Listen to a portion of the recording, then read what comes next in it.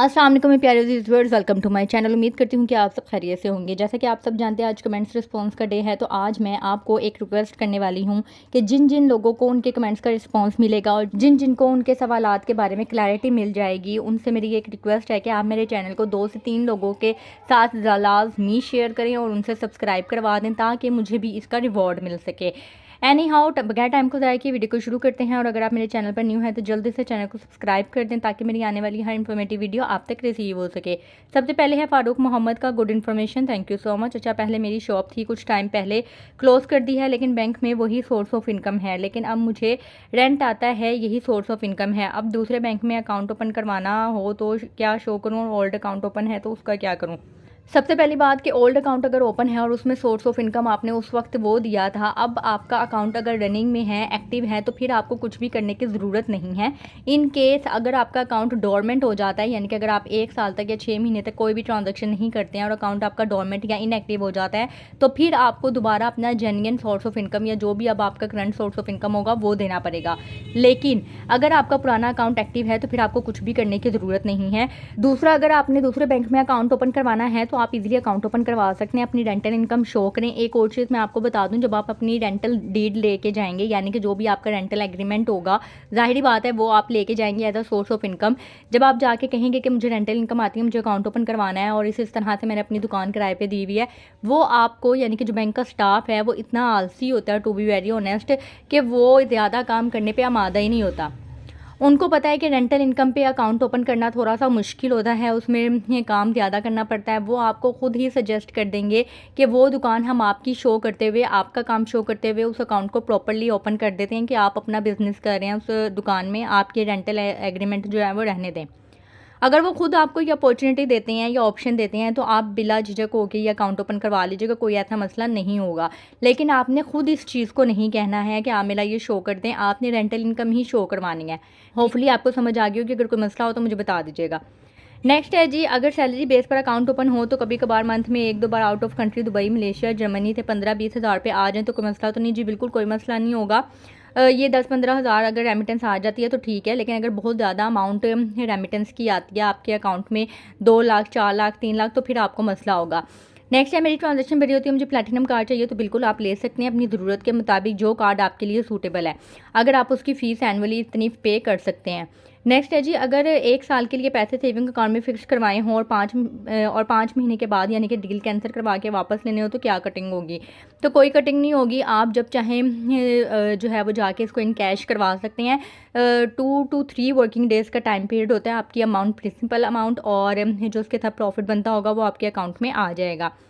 Next है जी, यूबीए मुकम्मल current account को ओपन करवाए हुए 71 डेज़ हो गए हैं, बैलेंस जो है वो 5,000 रुपये 71 डेज़ में रहा है। अब अगर मैं 71 मल्टीप्लाई बाय 25,000 यानी कि 17,75,000 वन डे बैलेंस अकाउंट में स्टे करूं, बल्कि 2 मिलियन तक, तो मुझे एटीएम कार्ड फ्री बनाकर देंगे, फ्री इशू होगा। अच्छा, ये रमज़ान मलिक ने जो कमेंट किया है वो चीज़ मुझे समझ आ गई है और उन्होंने जिस पॉइंट ऑफ व्यू से किया है वो भी चीज़ मुझे समझ आ गई है। अगर आप लोगों को समझ नहीं आई तो मैं आपको समझा देती हूँ कि ये क्या कहना चाह रहे हैं। उनका कहने का मतलब ये है कि तकरीबन 2.5 महीने हो गए उनका अकाउंट ओपन हुए हुए और उनके अकाउंट में 5,000 रुपये हैं, जिसकी वजह से उनके अकाउंट का जो मंथली एवरेज बैलेंस है वो 5,000 ही रहा है, क्योंकि 5,000 से ऊपर गया ही नहीं। अब उन्होंने अपना यानी कि अब तक का जो मंथली एवरेज बैलेंस है वो 25,000 पे लेके आना है। तो मंथली एवरेज बैलेंस 25,000 पे लाने के लिए ये इन्होंने बिल्कुल सही मल्टीप्लाई किया हुआ है कि 71 दिन का अगर 25,000 का एवरेज बैलेंस निकालना है तो उसके लिए आपको उससे मल्टीप्लाई करके ये टोटल अमाउंट रखनी होगी, यानी कि 17,75,000 जो कि तकरीबन 20 लाख रुपए बनते हैं, यानी कि 2 मिलियन बनते हैं। अगर वो आप एक दिन के लिए रख देते हैं तो जाहिर बात है कि आपकी 2.5 महीने की एवरेज 25,000 बन जाएगी और फिर आपको एटीएम फ्री मिल जाएगा। बिल्कुल आप सही फरमा रहे हैं। नेक्स्ट है, यूबीए मुकम्मल करंट अकाउंट वाले बैंक लॉकर तब ले सकेंगे 25,000 एवरेज बैलेंस मेंटेन करें। और ऐसा नहीं है, आप लॉकर जो है वो कभी भी ले सकते हैं। लॉकर की फ़ीस, हाँ, अगर उसमें ये सर्विस है कि लॉकर की फ़ीस आपको ये बैलेंस मेंटेन करने पे माफ़ हो जाएगी तो वो फ़ीस का मसला होगा। बाकी आप लॉकर अगर लेना चाहते हैं तो आप कभी भी ले सकते हैं। अच्छा, लॉकर के बारे में एक चीज़ मैं आपको गाइड करूँ, आपके लिए शायद फ़ायदेमंद हो। अलाइड बैंक में ये ऑप्शन है कि अगर आपने रेंटल इनकम नहीं देनी तो आप अपनी एक अमाउंट अमाउंट जो है वो फिक्स करवा के, लियन मार्क करवा के लॉकर जो है वो फ्री ऑफ कॉस्ट इस्तेमाल कर सकते हैं। जैसे फॉर एग्जांपल उनके सबसे लॉकर होते हैं 3 तरह के, स्मॉल लॉकर, मीडियम लॉकर और लार्ज। अगर आपकी डॉक्यूमेंटेशन छोटे से हैं, आई मीन के ज़्यादा नहीं है, तो आप स्मॉल लॉकर ले लें, ठीक है। और उसकी जो फ़ीस है, अगर आप फ़ीस यानी कि 4-5 हज़ार रुपये जो सालाना रेंट होता है वो अगर आप नहीं देना चाहते तो आप 60,000 रुपये यानी कि 60,000 रुपीज़ अकाउंट में जमा करवाएं। जैसे ही आप लॉकर लेंगे वो 60,000 रुपये लियन मार्क लग जाएगा, यानी कि आपके अकाउंट से चले जाएंगे। वो पैसे आप इस्तेमाल नहीं कर सकते जब तक कि आप लॉकर इस्तेमाल कर रहे हैं। जब भी कभी भी आप लॉकर अपना ख़त्म करवाते हैं तो वो आपके लॉकर ख़त्म हो जाएगा और 60,000 रुपये जो है वो आपके अकाउंट में वापस आ जाएंगे। तो ये फैसिलिटी मुझे उनकी बहुत ही अच्छी लगी थी। तो अगर आप इस तरह से मैनेज कर सकते हैं अमाउंट को तो आप ये ले लें। ये होगा कि आपको सालाना कोई भी रेंट पे नहीं करना पड़ेगा लॉकर का। बाकी आप किसी भी बैंक में अगर लेना चाहते हैं तो आप ले लें। एनी हाउ नेक्स्ट है, सुनने में आ रहा है कि बैंक प्रॉफिट रेट 6% पर जाने हैं, तो क्या हम TDR करा लें। 6% पर जा भी सकते हैं, क्योंकि जैसे कि मैंने आपको बताया कि कोरोना में रेट्स डाउन होते होते 5% तक चले गए थे। तो कुछ भी हो सकता है, जैसे कि ये कंटिन्यूसली डाउन होते जा रहे हैं तो कम हो सकते हैं। बाकी TDR आप करवा लें, एक ही रेट पे फिक्स करवा लें। और जिस भी बैंक में अगर आप करवाते हैं तो उनसे कंफर्म लाजमी कर लीजिएगा कि जिस रेट पे हम कंफर्म करवा रहे हैं तो आगे जाके अगर रेट डाउन होंगे तो क्या मेरा रेट डाउन होगा या नहीं, क्योंकि एक स्पेशल रेट लिया जाता है। उस स्पेशल रेट पे जो भी आपकी अमाउंट फिक्स हो जाती है जिस रेट के ऊपर, वो रेट फिर आपके लिए जब तक आप TDR करवाए रखते हैं वो रेट आपके लिए रहता ही है। तो ये चीज़ आपने BM से लाजमी यानी कि ब्रांच मैनेजर से लाजमी कंफर्म कर लेनी है। अच्छा मैडम खतीजा का ना बैंक में बहुत इंटरेस्ट है, स्पेशली स्टाफ किन कैसे करता है कैसे नहीं करता है। नहीं हो, इन्होंने पूछा है कि बैंक में जो स्टाफ का ट्रांसफ़र होता है वो एक बैंक से दूसरे बैंक में तो ये लोग अपनी मर्ज़ी से करते हैं या हेड ऑफिस वाले करवाते हैं।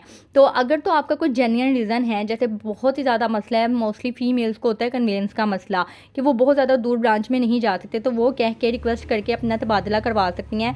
या अगर फ़ीमेल्स की शादी हो जाती है और उनका ससुराल कहीं और है, काफ़ी दूर है, तो वो उस सिनेरियो में करवा सकती हैं। इस तरह के जेन्युइन रीज़न में आप खुद भी ट्रांसफ़र करवा सकते हैं। और अगर आपका कोई भी जेन्युइन रीज़न नहीं है तो 3 साल के बाद ऑटोमेटिकली जो बैंक वाले होते हैं वो लाजमी हर स्टाफ का तबादला कर देते हैं। यानी कि अगर एक स्टाफ को एक ब्रांच में काम करते हुए 3 साल हो गए हैं तो 3 साल के बाद ऑटोमेटिकली जो है वो उस बंदे को किसी दूसरी ब्रांच में ट्रांसफ़र किया जाता है, ऑडिट ऑब्जेक्शन से बचने के लिए। नेक्स्ट है कि आज मैं बैंक में बैठी थी तो बैंक वाले आपस में बोल रहे थे कि मुझे इतने स्कोर मिले हैं। ये बैंक वालों को कोई अवार्ड मिलना होता है या सैलरी ज़्यादा? अवार्ड भी मिलते हैं अगर परफॉर्मेंस अच्छी हो, और सैलरी ज़्यादा भी होती है 1 साल के बाद अगर परफॉर्मेंस अच्छी हो, और दूसरा इंसेंटिव भी मिलते हैं।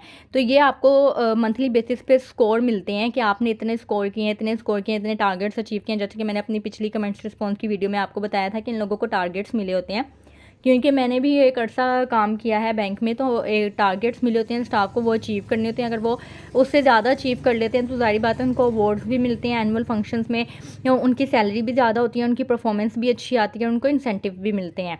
नेक्स्ट है जी मैडम, आजकल बैंक अकाउंट्स ब्लॉक क्यों हो रहे हैं अगर कोई ऑनलाइन ट्रांजैक्शन करते हैं? अच्छा, बैंक अकाउंट ब्लॉक क्यों हो रहे हैं? कोई ब्लॉकेज नहीं हो रही है। किस किस रीज़न की वजह से ब्लॉक हो रहे हैं वो मैंने कल ही वीडियो अपलोड किया, आप वो वीडियो मेरी चेक कर लें कि अकाउंट ब्लॉकिंग की। आप मेरे चैनल पे जाएँ, वहाँ पे लेटेस्ट वीडियो में अकाउंट ब्लॉकिंग के बारे में मैंने बताया है, आप वो चेक कर लें, आपको क्लैरिफाई हो जाएगा।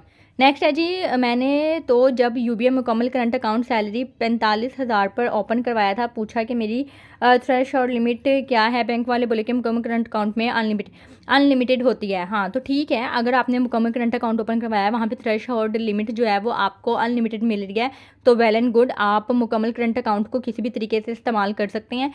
लेकिन वही बात है ना कि देखें, आप मेरी बात को समझे, आपकी 45,000 सैलरी है, अब एकदम आप 10-15 लाख रुपए अपने अकाउंट में वन टाइम ट्रांजैक्शन कर देंगे तो जाहिर बात है आपको कॉल तो आएगी, ठीक है।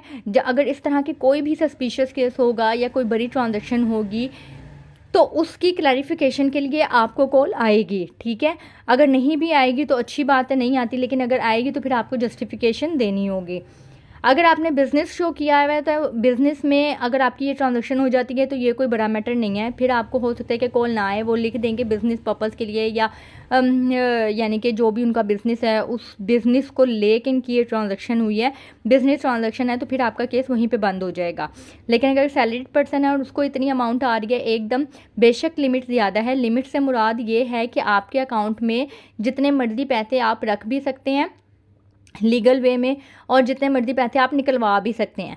लेकिन इसका मतलब ये नहीं है कि अगर बहुत ज़्यादा लमसम अमाउंट आपके अकाउंट में आ जाती है तो आपसे पूछा नहीं जाएगा। नेक्स्ट है यूबीएल बैंक में लॉकर लेते हैं। इसमें हम क्या क्या रख सकते हैं, गोल्ड, डॉक्यूमेंट, कैश भी। बैंक वाले पीछे से हमारा लॉकर खोल कर देखते होंगे लॉकर सेव है या सिक्योर। अच्छा, लॉकर के बारे में ना मैं कोशिश करूँगी कि एक वीडियो बना दूँ। लॉकर बिल्कुल सेव होता है, आप उसमें कुछ भी रख सकते हैं, आप पैसे भी रख सकते हैं, आप गोल्ड भी रख सकते हैं, आप डॉक्यूमेंट्स भी रख सकते हैं, ज्वेलरी भी रख सकते हैं, कुछ भी रख सकते हैं। लॉकर रूम में जो है वो कैमरा नहीं लगा होता है, ठीक है। दूसरी बात कि लॉकर कोई भी पीछे से नहीं खोल सकता, क्योंकि हर बैंक के लॉकर की जो चाबी होती है वो दो होती हैं, एक कस्टमर के पास होती है और एक जो है वो कंसर्न कैश मैनेजर या मैनेजर के पास होती है। वो दोनों चाबियां जब तक लॉकर में नहीं लगेंगी तब तक लॉकर नहीं खुलता। यानी कि ना तो आप बैंक वालों के ये चाबी के बगैर उस लॉकर को खोल सकते हैं और ना ही बैंक वाले आपकी चाबी के बगैर उस लॉकर को खोल सकते हैं। तो लॉकर जो है वो बिल्कुल सिक्योर होता है। नेक्स्ट है जी, ये जो संडे को बता रही थी कि फ़ंड प्रोवाइडर नहीं है, फ़ंड प्रोवाइडर है, ठीक है। फ़ंड प्रोवाइडर बना के भी अकाउंट ओपन हो जाता है। तो फ़ंड प्रोवाइडर किस किस बिना पर, यानी कि किस किस को बनाया जा सकता है, फैमिली मेम्बर में से कोई भी।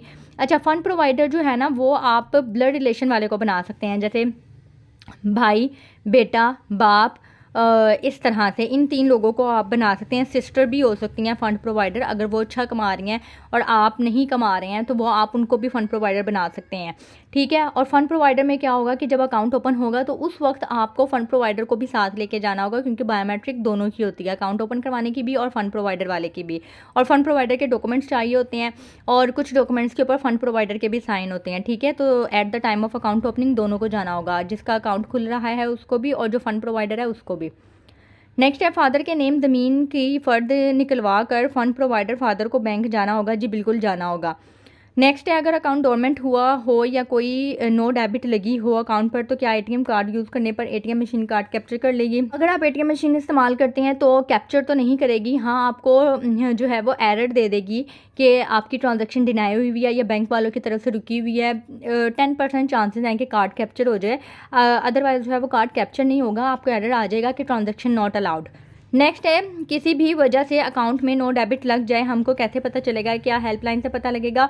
अकाउंट में नो डेबिट तो नहीं। नो डेबिट कहते किसे हैं? नो डेबिट का मतलब ये है कि आप डेबिट ट्रांजैक्शन कर ही नहीं सकते हैं। नो डेबिट का मतलब ये है कि डेबिट करना ही मना हो गया, यानी कि आप अकाउंट में से पैसे नहीं निकलवा सकते।